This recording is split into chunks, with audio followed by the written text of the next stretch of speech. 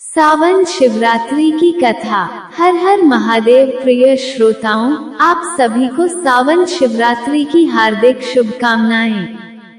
सावन शिवरात्रि का व्रत रखकर विधि विधान के साथ पूजा अर्चना करने पर भगवान शिव प्रसन्न होते हैं और सभी इच्छाएं पूरी होती हैं। सावन शिवरात्रि के व्रत में पूजन करने के बाद कथा अवश्य सुननी चाहिए। सावन शिवरात्रि की कथा सुनने से सभी इच्छाएं पूरी होंगी और सभी पाप नष्ट भी होंगे। सावन शिवरात्रि व्रत कथा। एक बार चित्रभानु नामक एक शिकारी था। पशुओं की हत्या करके वह अपने कुटुंब को पालता था। वह एक साहूकार का ऋणी था, लेकिन ऋण समय पर न चुका सकने पर क्रोधित साहूकार ने उसको शिवमठ में बंदी बना लिया। संयोग से उस दिन शिवरात्रि थी। बंदी रहते हुए शिकारी मठ में शिव संबंधी धार्मिक बातें सुनता रहा। वहीं उसने शिवरात्रि व्रत की कथा भी सुनी। संध्या होने पर साहूकार ने उसे बुलाया और ऋण चुकाने के लिए पूछा तो शिकारी अगले दिन सारा ऋण लौटा देने का वचन दिया। साहूकार ने उसकी बात मान ली और उसे छोड़ दिया। शिकारी जंगल में शिकार के लिए निकला, लेकिन दिन भर बंदी गृह में रहने के कारण भूख प्यास से व्याकुल था। सूर्यास्त होने पर वह एक जलाशय के समीप गया और वहां एक घाट के किनारे एक पेड़ पर थोड़ा सा जल पीने के लिए लेकर चल गया, क्योंकि उसे पूरी उम्मीद थी कि कोई न कोई जानवर अपनी प्यास बुझाने के लिए यहाँ जरूर आएगा। वह पेड़ बेलपत्र का था और उसी पेड़ के नीचे शिवलिंग भी था, जो सूखे बेलपत्रों से ढके होने के कारण दिखाई नहीं दे रहा था। शिकारी को उसका पता न चला। भूख और प्यास से थका वो उसी मचान पर बैठ गया। मचान बनाते समय उसने जो टहनियां तोड़ी वे संयोग से शिवलिंग पर गिरी। इस प्रकार दिन भर भूखे प्यासे शिकारी का व्रत भी हो गया और शिवलिंग पर बेलपत्र भी चढ़ गए। एक पहर रात्रि बीत जाने पर एक गर्भिणी मृगी तालाब पर पानी पीने पहुंची। शिकारी ने धनुष पर तीर चढ़ाकर ज्यों ही प्रत्यंचा खींची, उसके हाथ के धक्के से कुछ पत्ते एवं जल की कुछ बूंदें नीचे बने शिवलिंग पर गिरी और अनजाने में ही शिकारी की पहले प्रहर की पूजा हो गई। मृगी बोली, मैं गर्भिणी हूँ, शीघ्र ही प्रसव करूंगी। तुम एक साथ दो जीवों की हत्या करोगे, जो ठीक नहीं है। मैं बच्चे को जन्म देकर शीघ्र ही तुम्हारे समक्ष प्रस्तुत हो जाऊंगी, तब मार लेना।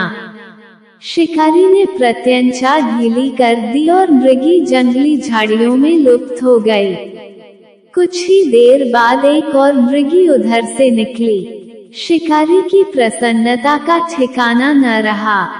समीप आने पर उसने धनुष पर बाण चढ़ाया। कुछ बेलपत्र नीचे शिवलिंग पर जा गिरे और अनायासी शिकारी की दूसरे प्रहर की पूजा भी हो गई।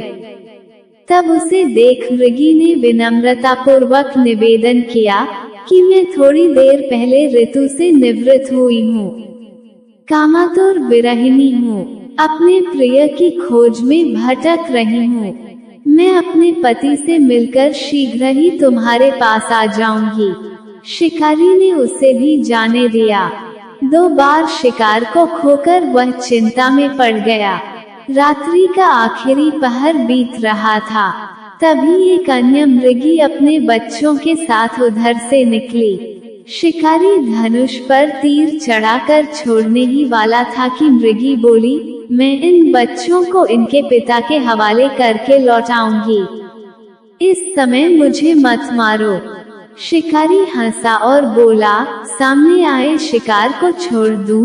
मैं ऐसा मूर्ख नहीं। इससे पहले मैं 2 बार अपना शिकार खो चुका हूँ। मेरे बच्चे भूख प्यास से तड़प रहे होंगे। उत्तर में मृगी ने फिर कहा, जैसे तुम्हें अपने बच्चों की ममता सता रही है, ठीक वैसे ही मुझे भी इनकी फिक्र है, इसलिए सिर्फ बच्चों के नाम पर मैं थोड़ी देर के लिए जीवनदान मांग रही हूँ। मेरा विश्वास करो, मैं इन्हें इनके पिता के पास छोड़कर तुरंत लौटने की प्रतिज्ञा करती हूँ। मृगी का दीन स्वर सुनकर शिकारी को उस पर दया आ गई। उसने उस मृगी को भी जाने दिया। शिकार के अभाव में बेल वृक्ष पर बैठा शिकारी बेलपत्र तोड़ तोड़कर नीचे फेंकता जा रहा था। उसकी तीसरे प्रहर की पूजा भी स्वतः ही संपन्न हो गई।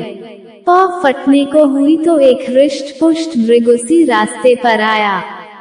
शिकारी ने सोच लिया कि इसका शिकार वह अवश्य करेगा।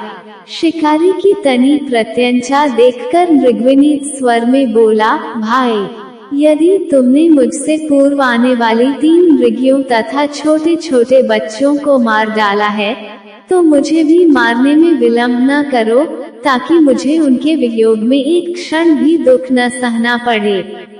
मैं उन मृगियों का पति हूँ। यदि तुमने उन्हें जीवनदान दिया है तो मुझे भी कुछ क्षण का जीवन देने की कृपा करो।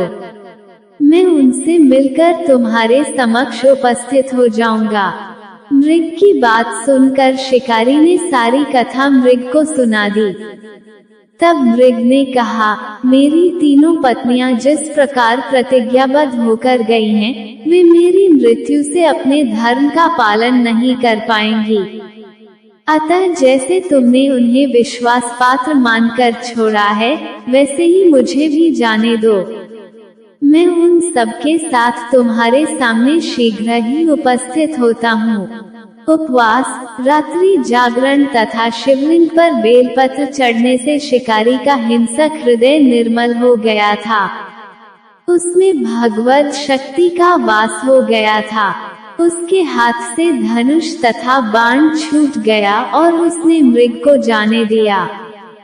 थोड़ी ही देर बाद वो मृग सपरिवार शिकारी के समक्ष उपस्थित हो गया, ताकि वह उनका शिकार कर सके। किंतु जंगली पशुओं की ऐसी सत्यता, सात्विकता एवं सामूहिक प्रेम भावना देखकर शिकारी को बड़ी ग्लानि हुई। उसके नेत्रों से आंसुओं की झड़ी लग गई। उस मृग परिवार को न मारकर शिकारी ने अपने कठोर हृदय को जीव हिंसा से हटा सदा के लिए कोमल एवं दयालु बना लिया। देवलोक से समस्त देव समाज भी इस घटना को देख रहे थे। उसके ऐसा करने पर भगवान शंकर ने प्रसन्न होकर तत्काल उसे अपने दिव्य स्वरूप का दर्शन करवाया तथा उसे सुख समृद्धि का वरदान देकर गो नाम प्रदान किया। यही वह गो था जिसके साथ भगवान श्री राम ने मित्रता की थी। प्रिय श्रोताओं, ये थी आज की वीडियो। उम्मीद है आपको वीडियो पसंद आई होगी। वीडियो को लाइक, कमेंट और शेयर जरूर कीजिएगा। कल फिर मिलते हैं एक नई वीडियो के साथ। तब तक हर हर महादेव।